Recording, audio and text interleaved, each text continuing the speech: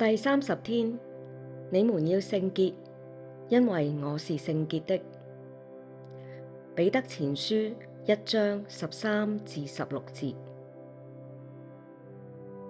所以要準備好你們的心，警醒謹慎，專心盼望耶穌基督顯現的時候，所要帶給你們的恩典。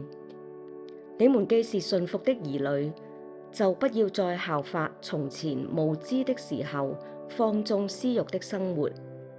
那召你們的既是聖潔的，你們在一切所行的事上也要聖潔。因為聖經上記着說：你們要聖潔，因為我是聖潔的。聖潔嘅主，唯靠你嘅寶血，使我哋罪得赦免。我哋滿心感恩，懇求主幫助我哋時刻嘅警醒自己，靠着主嘅大能活出聖潔，與主相親。阿門。